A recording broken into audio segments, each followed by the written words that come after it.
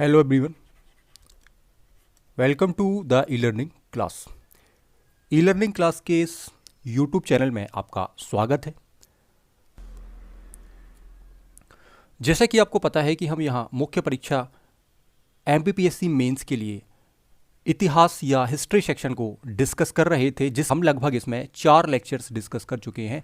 अगर मैं आपसे बात करूं कि भाई हिस्ट्री के इस मेंस के सीरीज़ में हमने अपना पहला टॉपिक आईबीसी या इंडस वैली सिविलाइजेशन या सिंधु घाटी सभ्यता को कवर किया है, जिसमें लगभग मेरे द्वारा 8 से 9 घंटे की क्लासेस आपको यहाँ पर रिकॉर्डेड दी गई हैं, जिसमें हमने लगभग चीज़ों को कवर किया है। सिंधु घाटी सभ्यता में सभी एस्पेक्ट को, सभी डायमेंशंस को, सभी आयामों को हमने यहाँ पर कवर करने की कोशिश करी और हमने एक विशेष चर्चा के द्वारा या एक स्पेशल क्लास के द्वारा हमने एक घंटे से अधिक के सेशन के अंदर हर एक टॉपिक को यहाँ पर कवर किया हुआ है। तो अगर आपने ये क्लासेस नहीं देखे हैं तो सबसे पहले आप सिंधु घाटी सभ्यता या आईबीसी वाली क्लासेस देखें, ठीक है। देन उसके बाद फिर आप ऋग्वैदिक काल या वैदिक सभ्यता को स्टार्ट करें। जैसा कि हमने लास्ट क्लासेस में डिस्कस किया था कि भाई हम वैदिक सभ्यता या वैदिक सिविलाइजेशन को यहाँ पर डिस्कस कर रहे हैं मेंस के हिसाब से, ठीक है। और हम इसमें दो टाइम डिवीज़न में इसको हम डिवाइड कर लेते हैं। पहले हम 1500 से 1000 की चर्चा करते हैं, या 1000 बीसी की, हम 1500 से 1000 बीसी की हम चर्चा करते हैं, जिसको हम ऋग्वैदिक काल या अर्ली वैदिक पीरियड के नाम से भी जानते हैं। तो इसमें हम लगभग अपने 4 लेक्चर कंप्लीट कर चुके हैं, जिसमें हमने ऋग्वैदिक काल में भौगोलिक स्थिति को जाना था, ये देखा था कि इनका प्रसार किस तरीके से होता है, भारत में आर्यों का आगमन किस तरीके से होता है, आर्यों से जुड़ी कुछ चीज़ें हमने यहाँ पर डिस्कस करी थी। देन उसके बाद वाले लेक्चर में मैंने आपको इनकी प्रशासनिक इकाई के बारे में या इनकी जो एडमिनिस्ट्रेटिव सिस्टम है या इनकी राजनीतिक जो जीवन है या राजनीतिक जो व्यवस्था है, हमने उसको डिस्कस किया हुआ था। देन उसके आगे वाले लेक्चर में हमने इनका सामाजिक जीवन, जिसको हम लेक्चर नंबर 4 कहेंगे, जिसमें हमने इनका सामाजिक जीवन देखा था और हमने ये देखा था कि 4 वर्णों के बारे में हमने यहाँ पर डिस्कस किया था कि भाई यहाँ पर जो समाज था वो 4 वर्णों में बटा हुआ था, ठीक है, और वर्ण व्यवस्था यहाँ पर कैसी थी, ठीक ठीक। तो चीज़ें तो यहाँ कर्म के हिसाब से ही थी, ठीक है, लेकिन वर्ण व्यवस्था यहाँ पर आ गई थी, या वर्णों के हिसाब से चीज़ों को क्या किया था, रखा गया था। वर्णों की उत्पत्ति किस तरीके से होती है दोस्तों, इसको हम आगे के लेक्चर्स में कवर करने वाले हैं। इसको काफ़ी डिटेल से हम पढ़ेंगे। जब हम वैदिक साहित्य को पढ़ रहे होंगे या हम वेदों के बारे में डिस्कस कर रहे होंगे, तो हम ये देखेंगे कि वेदों के हर यूनिट में किस यूनिट के अंदर क्या रखा गया है और किस प्रकार से 4 वर्णों की उत्पत्ति होती है। इनकी जो मैं आपको एक जानकारी दे दूं कि भाई आप जो मेंस की सीरीज देख रहे हैं, अगर आप पहली बार इस वीडियो लेक्चर को देख रहे हैं तो आप इसके प्रीवियस लेक्चर जरूर देखें, है ना। ये मेरा सजेशन है कि आप पहले प्रीवियस लेक्चर देखेंगे तो चीज़ें आप बड़े आसानी के साथ कनेक्ट कर रहे हैं। हमसे है कि जितने भी स्टेट्स हैं या ऑल स्टेट पीसीएस, जितने भी स्टेट पीसीएस हैं, उन सब स्टेट पीसीएस को हम कवर कर पाएँ, उनमें इतिहास का जो सेक्शन आता है उन इतिहास के सेक्शन को हम कवर कर पाएँ। मेन फोकस हमारा मुख्य परीक्षा एमपीपीएससी मेंस के ऊपर है, बट हम क्या करेंगे, लगभग सभी तरह के हम जितने भी मेंस आपके होते हैं अलग अलग स्टेट्स के अंदर, उन मेंस को भी हम यहाँ पर कवर करने की पूरी कोशिश करेंगे, क्योंकि इतिहास लगभग सभी एग्जाम्स में आपका सेम होता है, ठीक है। बाकी आपके अदर एग्जाम तो कवर हो ही रहे होंगे, ठीक है। और जैसा कि आप यहाँ पर देख पा रहे हैं कि ये प्री प्लस मेंस है, तो प्री और मेंस आपका दोनों ही यहाँ पर साथ ही साथ कवर हो रहा होगा, ठीक। सो हम डिस्कस करते हैं अपने इस लेक्चर के बारे में, ठीक है। लेक्चर नंबर जो 5 है, लेक्चर नंबर जो 5 है, इसमें हम अर्थव्यवस्था को और आर्थिक जीवन को डिस्कस करने वाले हैं कि ऋग्वैदिक काल में अर्थव्यवस्था और आर्थिक जीवन इनका कैसा था, ठीक। सो स्टार्ट करते हैं। आर्थिक जीवन, अर्थव्यवस्था, ठीक है। तो जैसा कि मैंने आपको बताया था कि जब हम आईबीसी पढ़ रहे थे या इंडस वैली सिविलाइजेशन या सिंधु घाटी सभ्यता पढ़ रहे थे, तो मैंने बताया था कि जब भी आप इतिहास में किसी भी समाज को पढ़ेंगे, किसी भी टाइम पीरियड को पढ़ेंगे, अगर उस टाइम पीरियड में आप सामाजिक जीवन की बात कर रहे हो तो आपके लिए कुछ 5-7 पॉइंट्स मैंने बताए थे कि भाई इन्हीं पॉइंट्स पर आपको चर्चा करना है कि महिलाओं की स्थिति कैसी है, जाति व्यवस्था कैसी है, समाज का स्वरूप कैसा है, इस तरीके के पॉइंट। वैसे ही अगर मैंने आपको बताया था, आपको याद होगा कि जब हम अर्थव्यवस्था की बात कर रहे होंगे या आर्थिक जीवन की बात कर रहे होंगे या इकोनॉमिक लाइफ की बात कर रहे होंगे, तो हमें कुछ 4-5 पॉइंट्स के आसपास ही रहना है ना। सबसे पहले हमें यह देखना है कि इनकी अर्थव्यवस्था किस प्रकार की थी, ठीक है, इसको हमने डिस्कस किया। फिर हमने ये देखा भाई इनकी कृषि कैसी थी, क्योंकि अर्थव्यवस्था किस पर डिपेंड होगी, कृषि पर डिपेंड होगी। हम इकोनॉमी में भी आगे डिस्कस करेंगे इन चीज़ों के बारे में, ठीक। तो इसके बाद आप व्यापार के बारे में बात करो कि इनका व्यापार कैसा था, यातायात कैसा था, उद्योग वगैरह थे, व्यवसाय थे, क्या थे, तो इनके बारे में हमें यहाँ पर डिस्कस करना है। यही इनकी अर्थव्यवस्था को बताएगा कि अर्थव्यवस्था किस तरीके की यहाँ या इस टाइम पीरियड में थी, ठीक। तो अब सबसे बात करें तो सबसे पहला पॉइंट आपका वही बन रहा होगा क्या भाई, जानकारी, ठीक है। जैसा कि मैंने आपको बताया था कि जब भी आप मेंस लिख रहे होंगे तो मेंस में सबसे पहले आप किसकी बात करोगे, आप प्रमाण की बात करोगे। अगर आपके पास प्रामाणिकता है, आपके पास प्रमाण है, आपके पास एविडेंस है, तो सबसे पहले आप उसका ही उल्लेख करो कि भाई इस चीज़ की जानकारी हमें यहाँ से मिलती है। तो आपका जो आंसर है उसमें एक वजनदारी वाली बात आ रही होगी ना, कि भाई हाँ हमने एक चीज़ें जो बताई हैं वो कहीं ना कहीं हम क्या कर रहे हैं, उनको बेहतर तरीके से हम बताने की कोशिश कर रहे होंगे, ठीक है। तो एक तरीके से क्या होगा, आपके आंसर में वजन आ जाएगा, ठीक। अब यहाँ पर आप आर्थिक जीवन की बात करें सबसे पहले कि भाई इनका आर्थिक जीवन कैसा था, तो आप क्या बताओगे? निर्वाह एवं ग्रामीण अर्थव्यवस्था पर आधारित था। जैसा कि मैंने आपको बताया था कि वैदिक सिविलाइजेशन जो है या वैदिक सभ्यता जो है वो एक प्रकार से क्या है, ग्रामीण सभ्यता है। ठीक, तो ग्रामीण सभ्यता है तो हम क्या लिखेंगे भाई, ग्रामीण अर्थव्यवस्था पर आधारित। अब ग्रामीण अर्थव्यवस्था में कौन कौन सी चीज़ें होती हैं, तो आप बता सकते हो कि पशुपालन होता है, कृषि होता है, कुछ छोटे छोटे उद्योग होते हैं, इस तरीके की चीज़ें होती हैं, है ना। क्योंकि कोई शहरी अर्थव्यवस्था तो नहीं है कि हम बताएंगे भाई कारखाना बना है, इस तरीके की चीज़ें तो नहीं है, जो हम सिंधु घाटी सभ्यता में बताया था। ठीक, कि हमें इतनी चीज़ें मिली हैं और इस तरीके की अर्थव्यवस्था है। ठीक है, तो यहाँ आप क्या बताओगे कि भाई इनकी जो है अर्थव्यवस्था है, जीवन क्या है, जीवन निर्वाह अर्थव्यवस्था है और क्या है, ग्रामीण अर्थव्यवस्था है। ठीक, तो ग्रामीण अर्थव्यवस्था वर्ड जब आता है तो फिर उसके अंदर कौन सी चीज़ें आएंगी, वो आप इजीली क्या कर सकते हैं, बना सकते हैं, इजीली उनको लिख सकते हैं। ठीक, फिर आगे आप बताओगे कि इस काल के लोगों का जो मुख्य पेशा है, मुख्य पेशा क्या था, पशुपालन था। मैंने आपको बताया था कि जो आर्य थे जब भारत में एंट्री करते हैं, ठीक है, तो उस समय ही हमने बात करी थी कि जो कबीलाई लोग हैं वो किसके ऊपर ज़्यादा ध्यान दे रहे हैं, किसको सबसे पहले वेटेज दे रहे हैं या किसको प्राथमिकता दे रहे हैं, तो पशुपालन को प्राथमिकता दे रहे हैं। क्योंकि कृषि को इसलिए नहीं दे रहे हैं क्योंकि इनका जीवन अभी स्थायी नहीं है, एक जगह पर ये फिक्स नहीं है। एक जगह पर जब फिक्स हो जाएंगे तब ये एग्रीकल्चर या कृषि को क्या करेंगे, प्राथमिकता देंगे या उसको सबसे पहले फर्स्ट फेज में रख रहे होंगे। तो आगे वाले टाइम में हम बात करेंगे जब आप लेटर वैदिक पीरियड या उत्तर वैदिक पीरियड या पोस्ट वैदिक पीरियड पढ़ रहे होंगे, तब आप देखेंगे कि हाँ, ये पशुपालन की स्थान पर अब कृषि को ज़्यादा वेटेज देने लगे हैं और ये क्या करने लगे हैं, भूमि पर कब्जा करके उसके ऊपर कृषि करना इनने स्टार्ट कर दिया। तो जब कृषि फर्स्ट हो जाएगी तो वहीं से आप देखोगे कि राजा जो होगा वो भूमि का मालिक भी बन जाएगा, टैक्सेस वगैरह लगने लगेंगे और सारी चीज़ें होंगी। इतिहास में पहला टैक्स भी आप यहीं से देखोगे। तो आगे हम इसको डिस्कस कर रहे होंगे। तो यहाँ आपको ध्यान देना है कि इनका जो मुख्य पेशा है वो पशुपालन होगा। आप यहाँ से एमसीक्यूज भी एग्जाम में कई बार बन जाते हैं, आपसे पूछ सकते हैं कि ऋग्वैदिक कालीन लोगों का जो आर्थिक जीवन था, ठीक है, उसको उनका मुख्य पेशा क्या था, इस तरीके से क्वेश्चन आपके पूछ सकते हैं ना। उनका आर्थिक जीवन किस तरीके का था, तो आप बताओ कि ग्रामीण अर्थव्यवस्था या निर्वाह अर्थव्यवस्था पर आधारित था। ठीक, दूसरा उनका जो पेशा था वो क्या था, कृषि था। तो देखो, अगर पहला पेशा पूछा जाए या फर्स्ट आपसे पूछा जाए तो आप क्या बताओगे, पशुपालन जो था उनका मुख्य पेशा था, या पहला नंबर का जो पेशा था या फर्स्ट जो व्यवसाय उनका था वो क्या था, पशुपालन था। दूसरा उनका पेशा क्या था, तो दूसरा पेशा कृषि था। तो कृषि को सेकंड नंबर पर रखा गया है। ठीक है, और फर्स्ट नंबर जब पशुपालन को रखा गया तो ये कहीं ना कहीं पशुओं को सबसे ज़्यादा क्या करेंगे, यहाँ पर प्राथमिकता दे रहे होंगे। तो यहाँ के जो लोग हैं वो मुख्यतः क्या करते थे, गाय, इनमें नंबर 1 पर आता है पशु। ठीक है, और अधिकांश चीज़ें आप देखते भी हैं कि गाय के नाम पर ही रजिस्टर्ड है या गाय के नाम से ही अधिकांश चीज़ें क्या हो रही हैं, आपकी जुड़ी हुई हैं। हमने देखा था राजा का नाम है या जो भी चीज़ें हैं वो कहीं ना कहीं क्या है, गाय से जुड़ी हुई हैं। ठीक, गाय थी यहाँ पर, भैंस, घोड़ा, भेड़, बकरी, कुत्ता आदि जो थे ये सभी पालतू यहाँ पर थे। पर हाथी वगैरह हमें यहाँ नहीं दिख रहा है या बाघ नहीं दिख रहा, हम आगे उसके बारे में भी डिस्कस करेंगे। आर्यों के लिए सबसे जो पशु थे, ठीक है, वही उनकी क्या थी, मेन संपत्ति थी। मैंने आपको बताया भी था कि आर्यों के लिए जो पशु थे वो सबसे उनकी क्या थी, मेन संपत्ति थी। ये सबसे अधिक जो थे वो इनके लिए क्या करते थे, इंपॉर्टेंस यहाँ पर रखते थे। ठीक, तो आर्यों की जो मुख्य संपत्ति थी वो पशु ही थे। ठीक है, ये सबसे ज़्यादा इनको ही ये प्राथमिकता देते थे, या सबसे ज़्यादा इनको ही ये इंपॉर्टेंस देते थे। आर्यों का जो मुख्य पशु था, ठीक है, या हम अगर बात करें कि जो पूज्य पशु था उस पशु का नाम क्या है, गाय। तो आप इस बात को विशेष ध्यान रखें, ये एमसीक्यू में आपका बन सकता है। ठीक है, कि आर्यों का मुख्य पशु, ठीक है, ये प्रिय पशु कौन था, तो आप क्या बताओगे, गाय। जबकि दूसरा हम अगर प्रिय पशु की बात करें तो घोड़ा। तो पहली हमें याद रखना है कि गाय की रैंक आती है और सेकंड यहाँ पर क्या आती है, तो आप बता, सेकंड यहाँ पर क्या आता है, तो आप बताओ कि घोड़ा आता है। ठीक है, वैसे ही अगर हम पेशे की बात करें तो पहले नंबर पर पशुपालन आता है और दूसरे नंबर पर क्या आता है, कृषि आती है। तो आपको ये दोनों ही चीज़ें ध्यान रखनी है अगर आप मेंस में आंसर राइटिंग कर रहे हैं। तो ये काफ़ी इंपॉर्टेंट की पॉइंट्स हैं, इसीलिए मैंने इनको क्या कर दिया है, जितने भी इंपॉर्टेंट की पॉइंट्स आपको नोट्स में दिख रहे हैं, स्लाइड्स में दिख रहे हैं, वो सारे रेड कलर में मैंने एलोकेट कर दिए हैं। तो आप उनको क्या करेंगे, है ना, उनको ही आप क्या करेंगे, सबसे ज़्यादा आपको उनके ऊपर काम करना है या उन पॉइंट्स को जरूर मेंशन करना है। ठीक, बाकी तो आप कनेक्टर्स यूज़ कर सकते हैं कनेक्ट करने के लिए लैंग्वेज में। ठीक है, बाकी फिर है ना, तो आप अपने हिसाब से उन चीज़ों को ऐड कर सकते हैं। ठीक, बट ये वाले जो मेन पॉइंट्स हैं उन पॉइंट्स को जरूर अपने आंसर में आप मेंशन आपको करना है, तभी आपका आंसर जो होगा एक परफेक्ट आंसर बन रहा होगा। ठीक, जीवन की प्रत्येक गतिविधियाँ, अभिव्यक्ति जो है या जो भी चीज़ें हैं वो गाय के माध्यम से ही व्यक्त की जाती थी। जैसा कि मैंने आपको बताया था, गाय के माध्यम से ही चीज़ों को अभिव्यक्त कर रहे हैं। जैसे युद्ध को ये क्या बोलते थे, तो गविष्ठी बोलते थे, इसमें गाय का नाम आ रहा है। गेसु बोलते थे या गव्य बोलते थे ना, तो गाय के नाम पर आधारित है। पालतू पशुओं के स्वामी को ये गोमत बोलते थे, तो इसमें भी गाय का नाम आ रहा है। ठीक, पशुपालन की या पशुधन जो है, पशुधन जो है उनकी रक्षा के लिए राजा को गोपति तथा गोप कहा जाता था। तो राजा पशुओं की रक्षा करता था इस काल में, इसीलिए राजा को क्या कहा जा रहा है, गोपति या गोप कहा जा रहा है। ठीक, इसी प्रकार अतिथि को गोहंता, ठीक है, कहा जाता था। समय को ये क्या कहते थे, तो समय को गोधूली कहते थे। ठीक है, दूरी को ये क्या कहते थे, दूरी को गवयंतु कहते थे। ठीक है, पुत्री को ये दुधहित्री कहते थे। ठीक है, दुधहित्री या गाय का दूध निकालने के कारण ही से क्या कहते थे, पुत्री को दुधहित्री कहते थे। ठीक है, देवताओं को भी गाय से ही उत्पन्न माना जाता था और ये कहा जाता था कि ऋग्वैदिक कालीन जो देवता हैं वो सभी क्या हैं, गाय से उत्पन्न माने जाते हैं, ये भी बताया गया।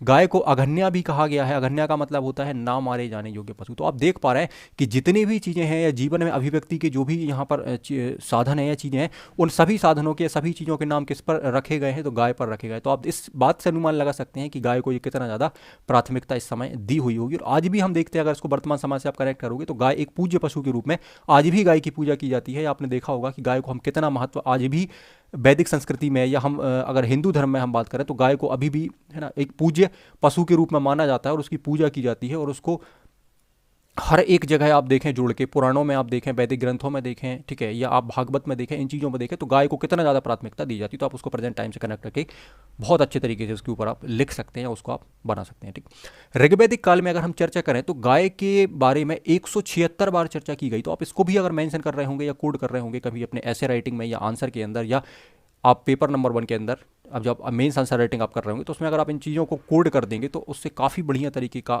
इंप्रेशन पड़ रहा होगा और आपकी कॉपी में और वजन बढ़ जाएगा। ठीक है, आप लिख देंगे कि भाई गौ शब्द जो है वो 176 बार हमें ऋग्वेद में देखने के लिए मिलता है, जिसमें विभिन्न रूपों में गाय की चर्चा इस तरीके से की गई है। वैदिक ग्रंथों में अगर हम बात करें तो घोड़े की जो चर्चा है, घोड़ों की चर्चा है वो 215 स्थानों पर की गई है। ऋग्वेद में हाथी की चर्चा भी मिलती है, परंतु ये पालतू नहीं थे। व्याघ्र आदि की चर्चा, ठीक, तो ये चीज़ आपने देखी। इसके बाद हम 1 बाय 1 इनके ऊपर बात करेंगे, कृषि के ऊपर, व्यापार के ऊपर, यातायात के ऊपर और उद्योग और व्यवसाय के ऊपर हम यहाँ पर बात करने वाले हैं।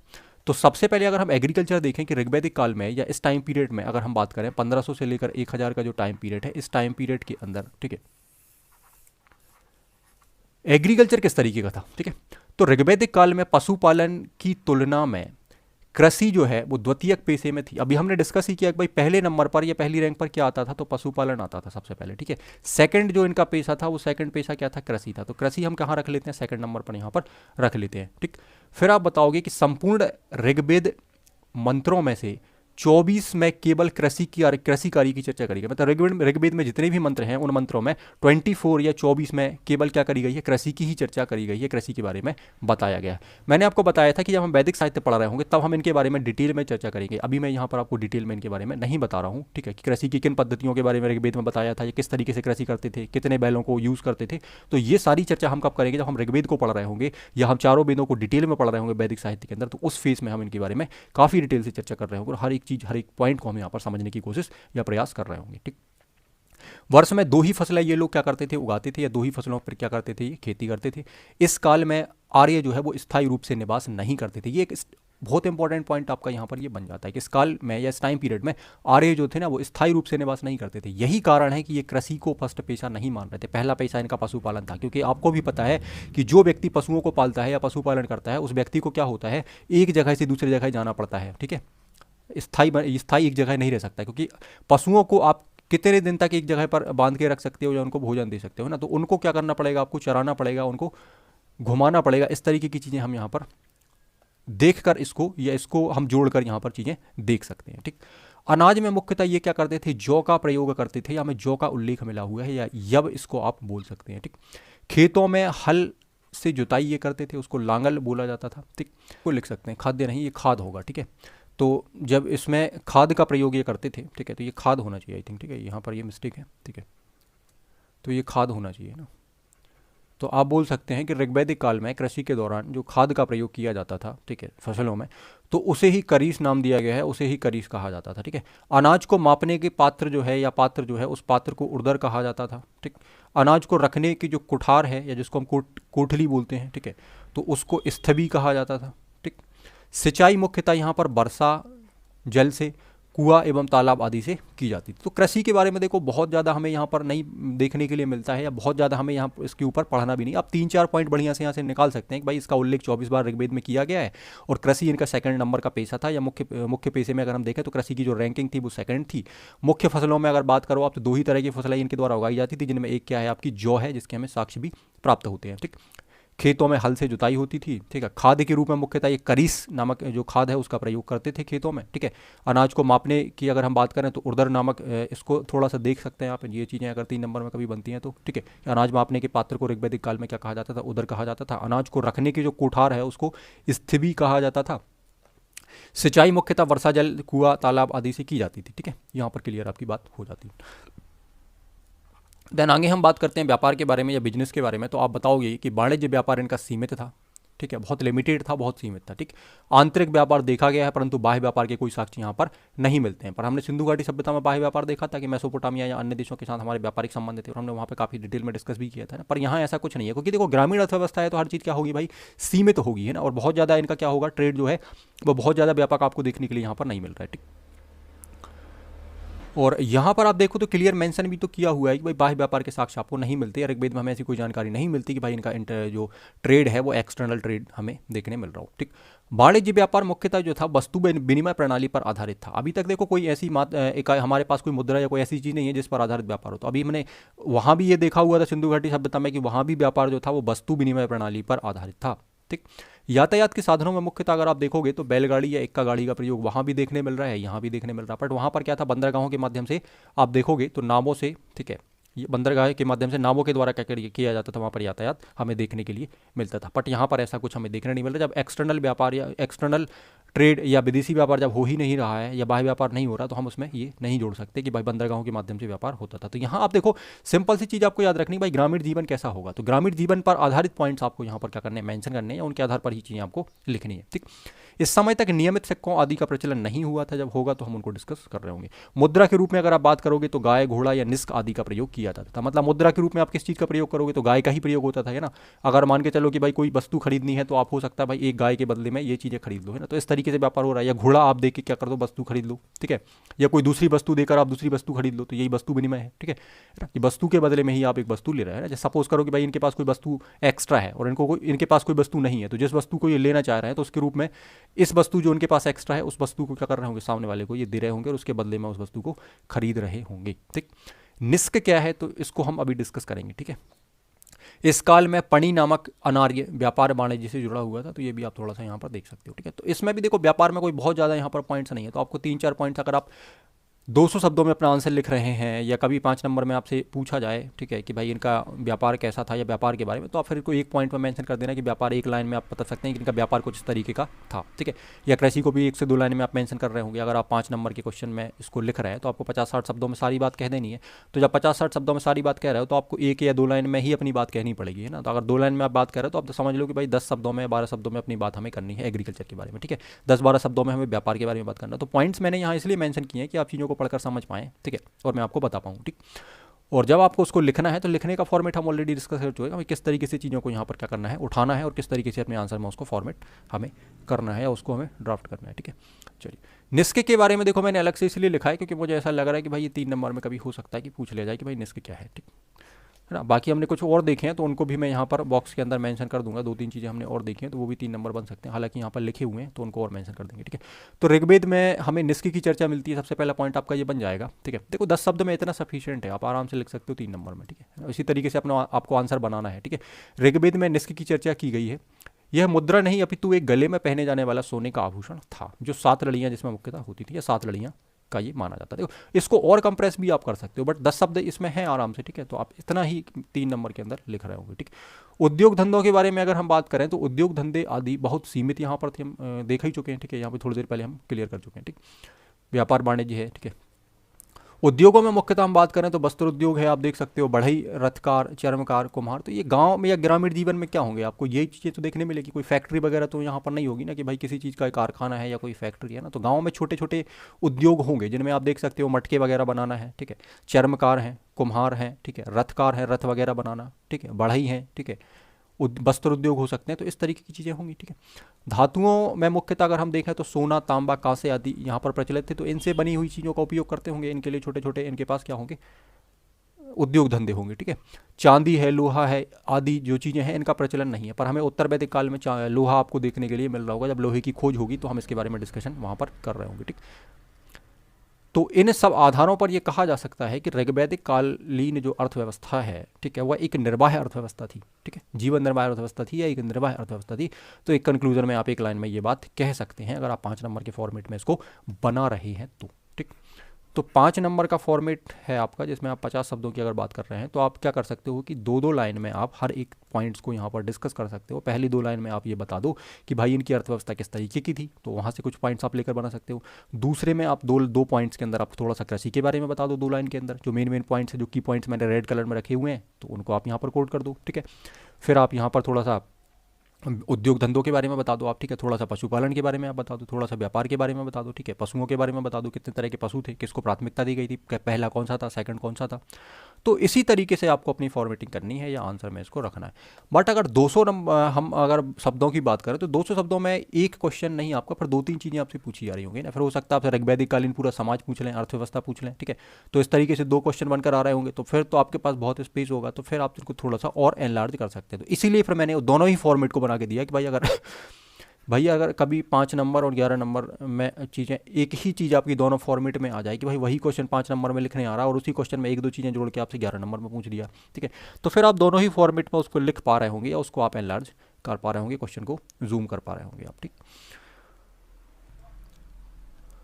तो ऐसी मैं उम्मीद कर रहा हूँ कि आपको चीज़ें ठीक ठाक तरीके से समझ में आई होंगी और मेंस के लिए ये टॉपिक आपका इतना ही सफिशिएंट है, तो आप इस हिसाब से अपनी चीज़ें यहाँ से तैयार कर सकते हैं। अगर वीडियो में आपको किसी भी तरीके का कोई डाउट आता है, कोई भी कन्फ्यूज़न होता है, तो आप मुझे कमेंट्स के माध्यम से चीज़ें पूछ सकते हैं। अदरवाइज़ आप टेलीग्राम पर भी मुझे मैसेज कर सकते हैं। जो भी आपको यहाँ पर लिंक्स दी हैं, तो लिंक्स के माध्यम से आप मुझे कॉन्टैक्ट कर सकते हैं या इन पर आप मैसेज के थ्रू अपनी बात रख सकते हैं, ठीक। दूसरी सबसे इंपॉर्टेंट बात, जैसे कि यहाँ पर लिखा हुआ है कि आप फेसबुक पेज और टेलीग्राम ग्रुप के माध्यम से क्या कर सकते हैं, इस पीडीएफ को या इस वीडियो लेक्चर सीरीज़ के जो नोट्स हैं या जो स्लाइड्स हैं, तो उनको आप दोनों को ही क्या कर सकते हैं, डाउनलोड कर सकते हैं। फेसबुक पेज के ऊपर आपको और भी लिंक्स मिल जाएंगी, तो उनसे भी आप क्या कर सकते हैं, इसको डाउनलोड कर सकते हैं।